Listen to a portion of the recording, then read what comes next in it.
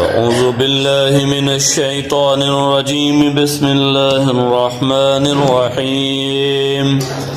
ولما سكت عن موسى الغضب أخذ الألواح وفي نسختها هدى ورحمة للذين هم لربهم يرهبون.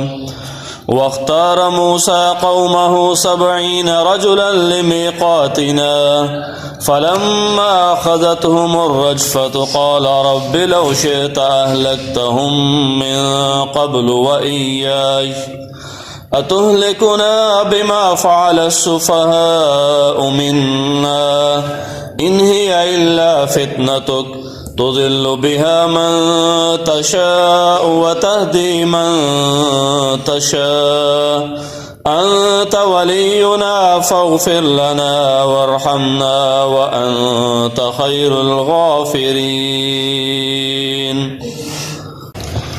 ولما سكت عن موسى الغضب أخذ الألواح. اور جب موسیٰ علیہ السلام کا غصہ ٹھنڈا ہو گیا تو انہوں نے ان تختیوں کو پکڑ لیا. وفی نسختها ہدی ورحمہ، اور ان تختیوں کے نسخہ میں ہدایت اور رحمت تھی. للذین هم لربهم یرہبون، ان لوگوں کے لیے کہ جو اپنے رب سے ڈرا کرتے تھے. واختار موسیٰ قومہ 70 رجلا لمیقاتنا، موسیٰ نے اپنی قوم کے 70 آدمیوں کا انتخاب کیا کوہ طور کے اوپر ہم سے ملاقات کے لیے. فلما اخذتهم الرجفہ، پس جب ان کو ایک چنگھاڑ نے پکڑ لیا، قال رب لو شئت اہلکتہم من قبل، تو موسیٰ علیہ السلام کہنے لگے پروردگار اگر آپ چاہتے تو آپ پہلے ہی ان کو ہلاک کر دیتے، وَإِيَّايَ، اور بھلے مجھے بھی ہلاک کر دیتے.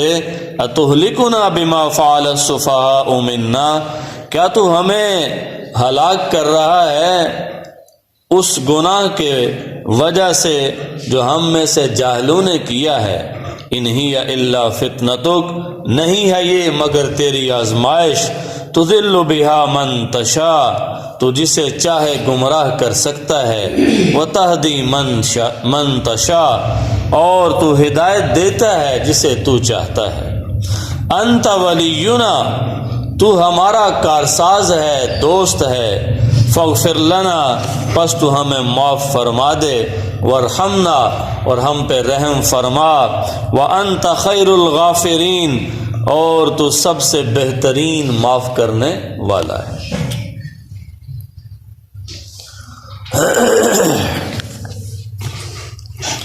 گزشتہ آیت طیبہ میں اللہ تبارک و تعالیٰ نے جنہوں نے بچڑے کی پوجا کی تھی پھر انہوں نے توبہ کر لی، ان کی توبہ کا ذکر فرمایا. اور اسی ضمن میں اللہ تبارک و تعالیٰ نے یہ فرمایا کہ جو گناہ کرتے ہیں پھر اس کے بعد وہ توبہ کر لیتے ہیں تو اللہ ان کے گناہوں کو بخشنے والا ہے اور اللہ بڑا ہی مہربان ہے. اب ظاہر ہے غصہ انسان کا کتنی دیر رہتا ہے؟ غصہ زیادہ دیر نہیں رہتا. جیسے ایک میڈیکل کی ریسرچ ہے کہ انسان کو غصہ صرف 12 منٹ رہتا ہے. بلکہ جتنے بھی انسان کے جذبات ہیں، ہمارے جسم کے اندر کچھ کیمیکلز ہوتے ہیں. وہ جو کیمیکلز ہوتے ہیں نا، وہ کیا کرتے ہیں، وہ ہمارے جذبات بناتے ہیں. وہ کیمیکل کیا کرتے ہیں، ہمارے جذبات بناتے ہیں. اور وہ جو ہمارے جذبات ہوتے ہیں وہ ہمارا موڈ بناتے ہیں. کبھی غصے والا، کبھی پیار والا، کبھی نفرت والا. وہ کیا کرتے ہیں، ہمارا موڈ بناتے ہیں. اور وہ جو کیمیکلز ہیں ان کا اثر صرف 12 منٹ رہتا ہے. 12 منٹ. اور اگر انسان ان 12 منٹوں کو مینج کرنا سیکھ لے تو دنیا کے اندر ویسے امن پیدا ہو جاتا ہے. انہی 12 منٹ میں بندہ کوئی فیصلہ کرتا ہے. آپ بھی مانیں گے، اس بات سے اتفاق کریں گے. 12 منٹ میں فیصلہ ہوتا ہے کسی کو گولی مارنی یا نہیں مارنی 12 منٹ میں فیصلہ ہوگا. کسی نے تون لانی یا نہیں لانی 12 منٹ میں فیصلہ ہوگا. بیوی کے اوپر ہاتھ چلانا ہے کہ نہیں چلانا 12 منٹ میں فیصلہ ہوگا. بیوی کو طلاق دینی ہے نہیں دینی 12 منٹ کے اندر یہ چیز ہوگی. ماں باپ کو دھکا مارنا ہے کہ نہیں مارنا 12 منٹ میں ہوگا. اور یہ تحقیق بالکل صحیح ہے. تو اس لیے اگر ہم 12 منٹ کو مینج کرنا سیکھ لیں تو کیا ہوگا؟ بہت بڑے نقصان سے بچ جائیں گے.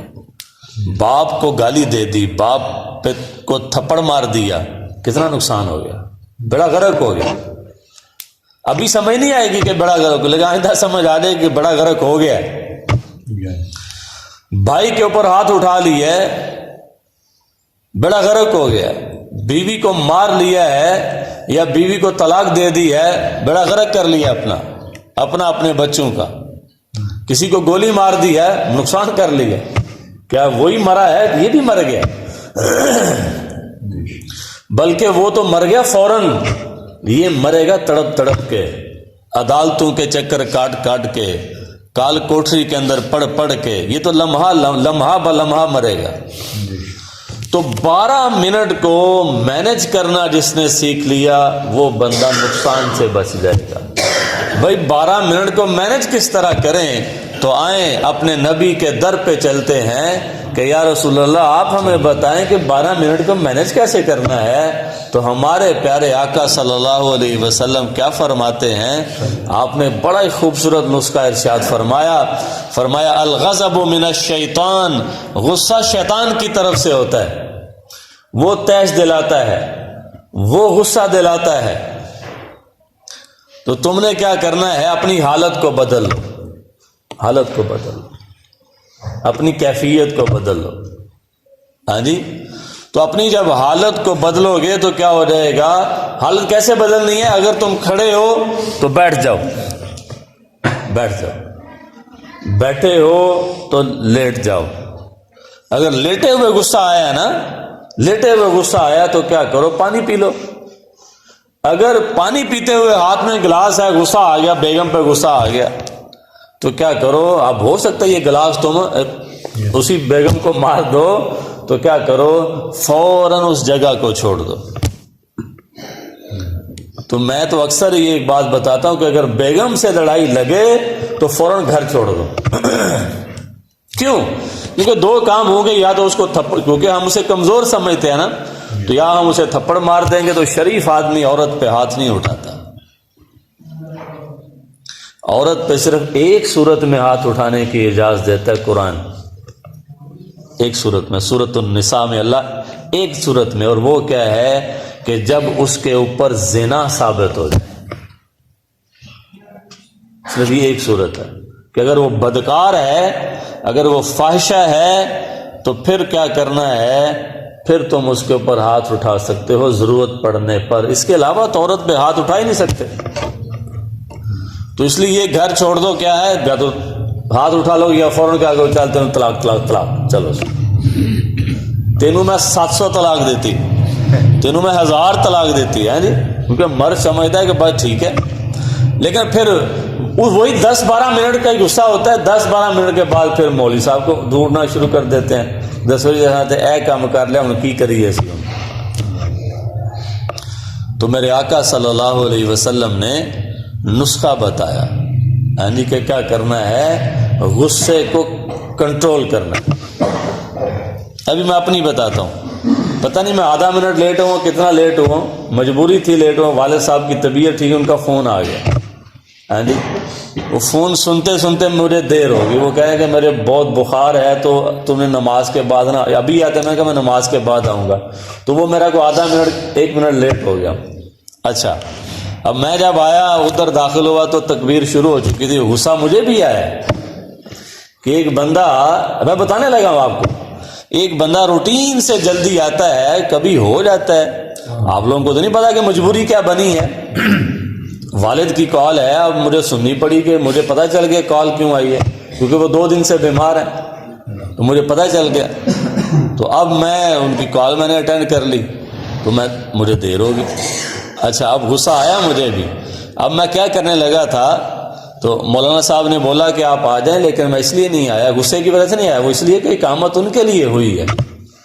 اور یہ حدیث سے ثابت ہے کہ حضرت عیسیٰ علیہ السلام جب آسمان سے اتریں گے نا، حضرت امام مہدی مصلی پہ کھڑے ہوں گے جامع مسجد دمشق میں، تو کھڑے ہوں گے مصلی پہ، اقامت ان کے لیے کہی جا چکی ہوگی، وہ مصلی پہ کھڑے ہوں گے، عیسیٰ علیہ السلام اتریں گے، عیسیٰ علیہ السلام آواز دیں گے مجھے بھی جماعت میں شریک کر لینا، وہ نیچے اتریں گے تو حضرت امام مہدی پیچھے ہٹنے لگیں اور وہ کہیں گے جی آپ آ جائیں، آپ نماز پڑھائیں، تو حضرت عیسیٰ علیہ السلام فرمائیں گے کہ اقامت آپ کے لیے کہی گئی ہے، اس لیے یہ نماز آپ پڑھائیں۔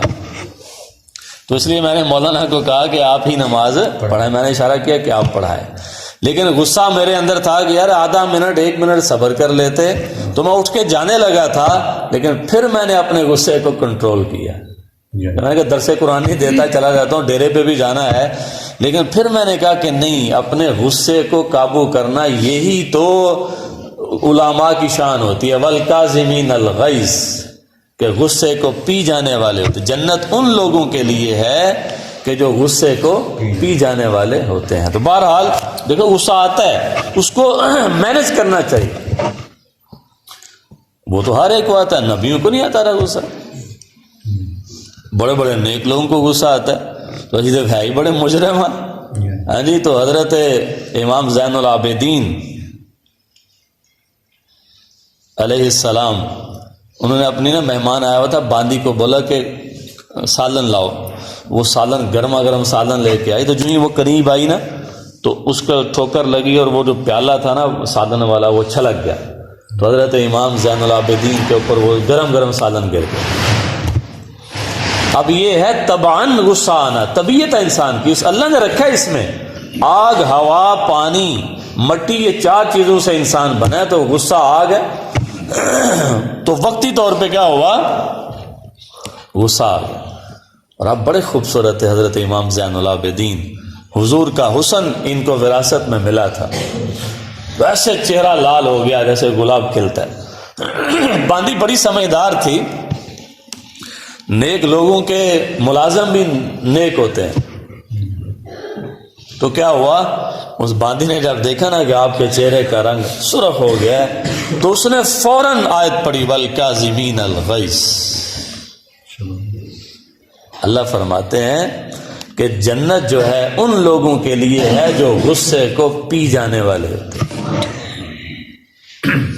تو آپ کے چہرے کا رنگ دیکھے فوراً بدل گیا، روایت میں آتا ہے کہ آپ کا چہرہ پہلے سرخ ہوا تھا نا غصے سے، تو پھر جو ہی باندی نے آیت کا یہ والا حصہ پڑھا والکاظمین الغیظ، کہ وہ غصے کو پی جانے والے ہوتے ہیں، تو آپ کے چہرے کا رنگ بالکل نارمل ہو۔ پھر اس نے اگلا جملہ پڑھا والعافین عن الناس، وہ لوگوں سے درگزر کرنے والے ہوتے ہیں، جنت میں وہ لوگ جائیں گے کہ جو لوگوں سے درگزر کرنے والے ہیں۔ تو حضرت امام نے فرمایا کہ میں نے تمہیں معاف کر دیا، تمہاری اس لغزش کو میں نے معاف کر دیا ہے۔ پھر اس کے بعد کیا ہوا، اس کے بعد پھر اس نے اگلا جملہ پڑھا، آیت کو مکمل کر دیا، واللہ یحب المحسنین، اللہ احسان کرنے والوں سے محبت کرتا ہے۔ تو آپ نے فرمایا کہ جاؤ میں نے تمہیں آزاد کر دیا۔ یہ ہے جنتی لوگوں کی نشانیاں۔ تو بات غصے پہ چلی تھی تو غصے پہ اوپر بات نکل گئی، تو موسیٰ علیہ السلام کو بھی کیا ہوا، غصہ آیا ہوا تھا، اس کے بعد ان کا غصہ چلا گیا۔ تو میں عرض کر رہا تھا اس نسخے کو اگر ہم لوگ اپنا لیں کہ یہ جو 10 سے 12 منٹ جس کو سائنس بتاتی ہے، اگر 10 سے 12 منٹ کو مینج کرنا سیکھ لیں، واللہ ہم بہت بڑے نقصانات سے بچ سکتے ہیں۔ بس یہ 10-12 منٹ کی گیم ہے، کیونکہ میڈیکل سائنس یہ کہتی ہے کہ جب وہ 10-12 منٹ جو ہوتے ہیں نا، ایموشنز، ہمارے جو جذبات ہیں، ہمارے کیمیکلز ہمارے جذبات بناتے ہیں، ہاں جی، جذبات ہمارا موڈ طے کرتے ہیں، تو وہ جو 10-12 منٹ ہیں اس کے فوراً بعد ہی وہ جو ہمارے کیمیکل جنہوں نے جذبات بنائے تھے نا، وہ خود جذبات کو ٹھنڈا کرنا شروع کر دیتے ہیں، اور یہاں پہ جذبات آئے تھے، آہستہ آہستہ آہستہ آہستہ وہ گرم نیچے آ گئے۔ یہ ایک آٹومیٹیکلی ہمارے جسم کے اندر ایک نظام ہے جو اللہ تبارک و تعالیٰ نے رکھا ہوا اور وہ چلتا ہے، وہ نظام چلتا ہے۔ تو 10-12 منٹ اگر ہم نے ادھر ادھر کر لیے تو پھر ہم نقصان سے بچ جائیں گے۔ اور انہی 10-12 منٹ کا رولا یقین جانے پوری دنیا میں انہی 10-12 منٹ کے اوپر ہی بڑے بڑے بلنڈر ہوتے ہیں، بڑے بڑے غلط فیصلے انسان کر دیتا ہے، بڑے بڑے نقصانات کر دیتا ہے، دوسروں کے بھی اور اپنے بھی۔ اس لیے ہمارے مذہب نے ہمیں ان 10-12 منٹ کو مینج کرنے کا طریقہ بتا دیا۔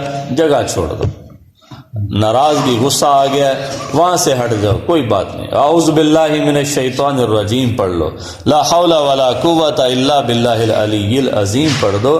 اور یہی میرے نبی کا طریقہ تھا۔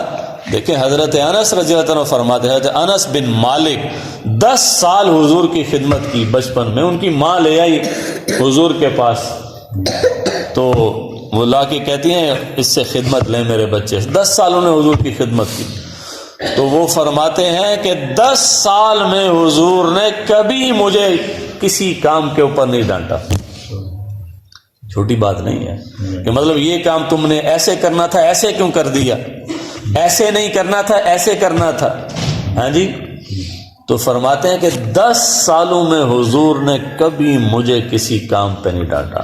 اور حضور کا عمل یہ تھا کہ دنیا کے نقصان کے اوپر بڑا سے بڑا نقصان بھی ہوگا آپ نے کبھی کسی کو نہیں ڈانٹا۔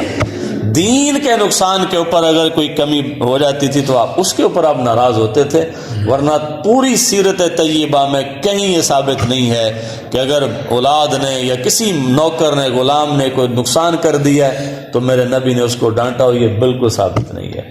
ہمارا معاملہ اس کے الٹ ہے۔ دین بیٹا میرے گھر میں، میں نماز پڑھنے آ گیا، میرا بیٹا گھر لیٹا ہوا ہے جی، میرا بیٹا گھر لیٹا ہوا ہے، میری جرأت نہیں ہے کہ اس کو میں اپنے ساتھ لے۔ میرے پیغمبر کا یہ طریقہ نہیں تھا، آپ ڈانٹتے تھے، ہاں جی۔ آپ گھر میں گئے، حضرت فاطمہ سلام اللہ علیہ کے گھر میں گئے فجر پڑھا کے، مسجد سے فارغ ہو کے، تو حضرت فاطمہ تھکی ہوں گی، ظاہر رات بھر عبادت کرتی تھی، جاگتی ہوتی تھی، سو بھی جاتی تھی، جاگتی بھی تھی۔ تو اب کیا ہوا، وہ لیٹی ہوئی ہیں، تو حضور صلی اللہ علیہ وسلم گئے اور جا کے حضرت فاطمہ کا جو پاؤں مبارک تھا نا، اس کے اوپر اپنے پاؤں کو لگایا، ان کے اپنے پاؤں کے انگوٹھے سے ان کے پاؤں کو چھوا اور کہا کہ بیٹی اٹھو، یہ جو وقت ہے یہ رزق کی تقسیم کا وقت ہے، اب تو اللہ رزق تقسیم کر رہا ہے، تم سو رہی ہو۔ تو کیا مطلب تھا کہ یہ وقت سونے کا نہیں، فجر کے فوراً بعد وقت سونے کا نہیں ہے، یہ جاگنے کا ہے، ذکر اذکار کرنے کا ہے، اللہ رزق تقسیم کر رہا ہے تو اللہ سے رزق لینے کا یہ بیٹا یہ وقت ہے، تو اٹھو۔ تو دیکھو نماز پڑھ کے وہ سوئی ہیں ظاہر ہے، لیکن آپ نے یہ ایک مکروہ وقت ہے سونے کے لیے، آپ نے اپنی بیٹی کو اٹھا دی۔